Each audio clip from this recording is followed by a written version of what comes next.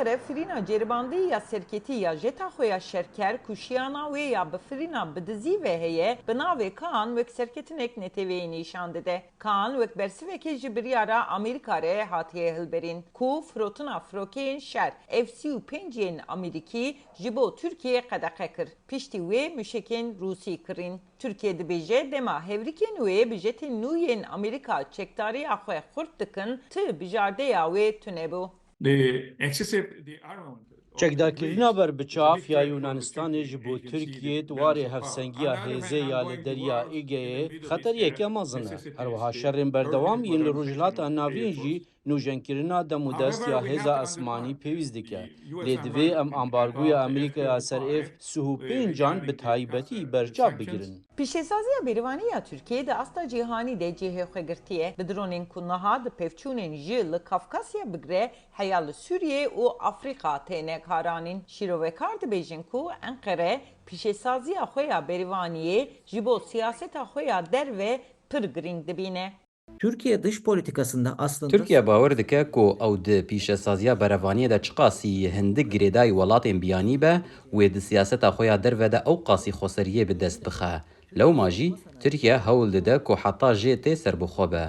Dema ku Enkere jeta Kaan ji bo piştêsaziya xwe ya berîvaniyê wek serketinek pêşkeş dike, Türkiye di nava çend welatên ku jetên xeyalet hildiberînin de bicih dike. Şîrovekar dibêjin ku piştêsaziya çekaniya Tirkiye bi rêjeyî piçûk e. Hîn jî ji bo alavên serekî ew girêdayê derkirîna biyanî ye.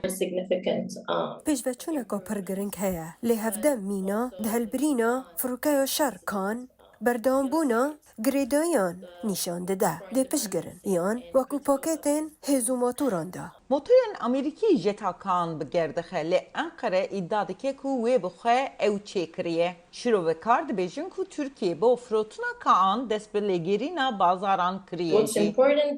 Ya giring ew e li welatên ku ji ber sedemên aboriya û siyasiya nikarin teknolojiya F-35 werbigirin û mîna alternatîvekê ye kên têta daxwazkirin. Lewma Azerbaycan û Pakistan û dibe ku Ukrayna jî dikarin bi rastî cîdahiyê çêbikin. Türkiye ji bo dîtina bazarê ji dronên xwe re jî stratejiyek bi heman rengî şopand. Lê şîrovekar hişyariyê didin ku hilberîna firokeyek şerker ji çêkirina dronan pir aloztir e.